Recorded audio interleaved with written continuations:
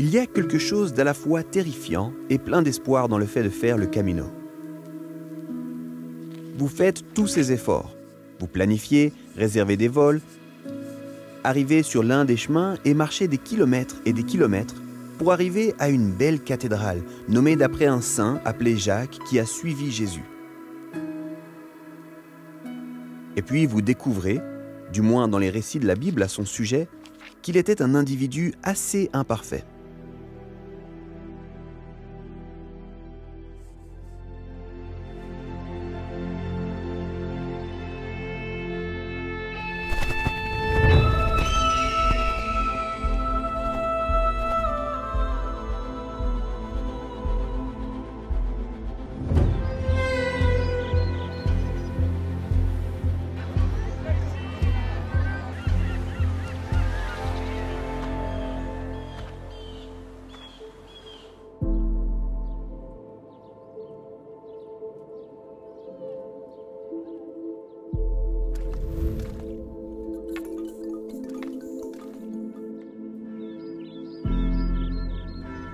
Si vous lisez les histoires de Jésus et ses relations avec ses disciples dans les évangiles, la personne qui ressort le mieux, c'est clairement Jésus.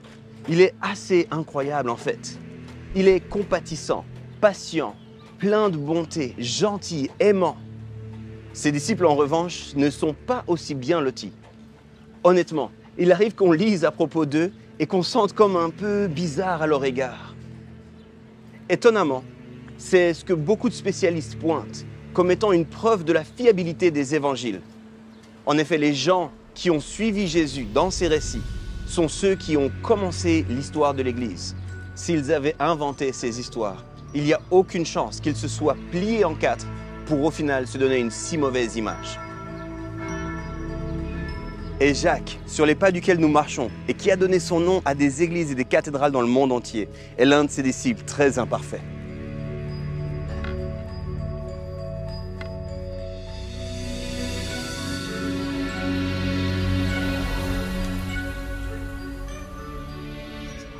Par exemple, à un moment donné, lui et son frère Jean demandent à Jésus s'ils peuvent avoir les meilleures places à la droite et à la gauche de lui-même lorsque le royaume de Dieu viendra.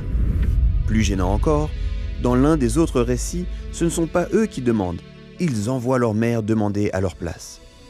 Si j'invente une histoire sur moi qui est censée me faire paraître bien, je n'inclurai pas de détails sur le fait que j'ai sollicité ma mère pour qu'elle demande une promotion à Jésus. À un autre moment, lui et Jean sont envoyés par Jésus dans des villages pour prêcher la bonne nouvelle, aider les malades et servir les pauvres. Quelle merveilleuse vocation! Mais lorsqu'ils sortent et agissent, beaucoup les rejettent. Que font-ils alors? Ils retournent voir Jésus et lui demandent autre chose, la permission de commander le feu de descendre sur les gens qui ne les croient pas. Il est difficile d'imaginer que Jacques ait raté le coche d'une manière aussi grave. Toute cette fougue leur vaut à lui et à son frère le surnom de Boanerges, les fils du tonnerre. Ce surnom ne ressemble pas seulement à un terrible groupe des années 80, il est aussi hilarant et tranchant. Pourquoi ce surnom? Parce que le tonnerre n'a aucun pouvoir. Il ne fait que du bruit et aucune action. Il aboie et ne mord pas. Et pourtant, Jésus n'abandonne jamais Jacques. Est-ce que Jacques est fragile? Oui. Est-ce qu'il est peu sûr de lui? Certainement. Est-ce que par moments il est catastrophique? Sans aucun doute. Mais il est en voyage. Et le voyage nous transforme tous. Ce qu'il y a de merveilleux avec le fait de cheminer avec des gens, que ce soit sur le Camino ou dans la vie, c'est que vous ne pouvez pas faire semblant longtemps. Après un certain temps, vous devez laisser tomber les masques et oser faire ressortir qui vous êtes réellement. Votre vrai caractère, votre vraie nature, mais aussi vos vraies douleurs. Jacques a voulu faire croire qu'il avait tout compris, qu'il ne souffrait pas. Mais plus il avance dans son voyage, plus son boitement devient visible. Il a besoin de ce que tout le monde a besoin, un bâton de marche. Il s'agit de quelque chose sur lequel vous pouvez vous appuyer, qui vous aide et vous soulage.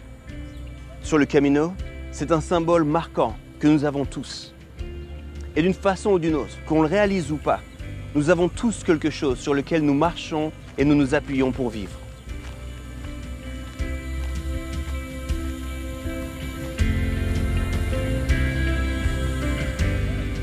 ouais.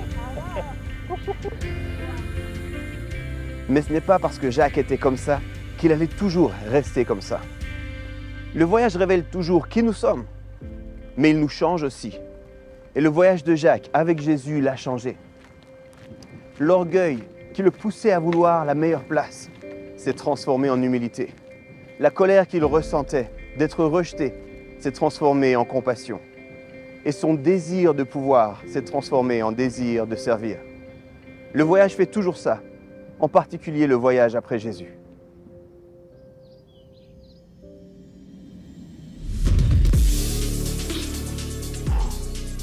Jour après jour, nous sommes bombardés de messages sur les réseaux sociaux et dans la société qui nous font croire que nous pouvons être aimés si nous obtenons de bons résultats, si nous avons un corps parfait, si nous avons le bon emploi ou même si nous suivons la bonne tendance. C'est le contraire du voyage avec Jésus.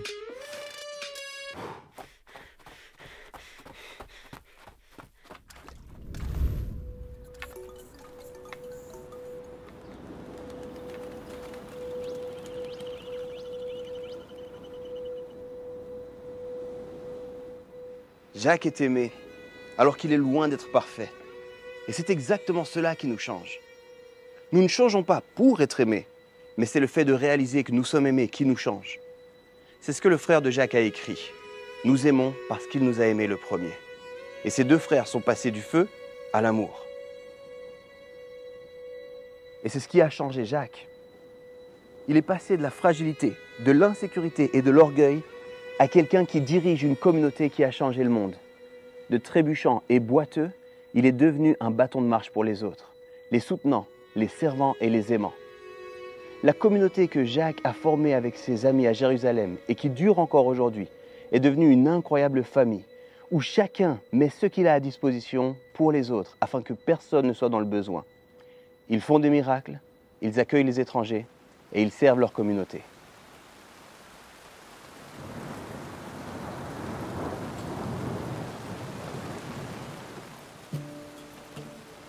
Bizarrement, Jacques et ses amis ont été détestés pour ça. Alors que font-ils? Ils aiment quand même. Et ils servent quand même. En effet, le changement en eux a été si profond et si complet qu'ils ne peuvent s'empêcher de voir le monde comme Jésus le voit.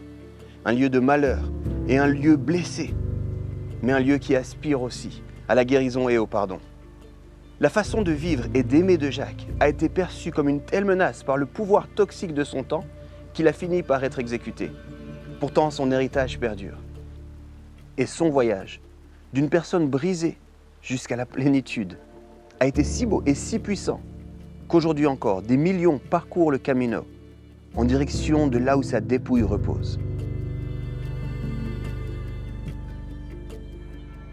Nous pourrions penser que nous sommes plus proches de Jacques lorsque nous arrivons à Saint-Jacques-de-Compostelle et que nous voyons la cathédrale nommée en sa mémoire. Mais je ne pense pas que ce soit le cas. C'est en voyant un étranger partager de l'eau avec quelqu'un qui n'en a plus que nous nous souvenons le plus de lui.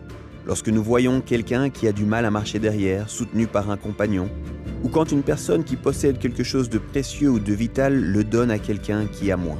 Ce n'est pas à la destination que se trouve l'héritage de Jacques. Il se trouve dans le voyage lui-même, et nous le voyons dans chaque bras tendu, dans chaque main aidante et dans chaque message d'espoir partagé.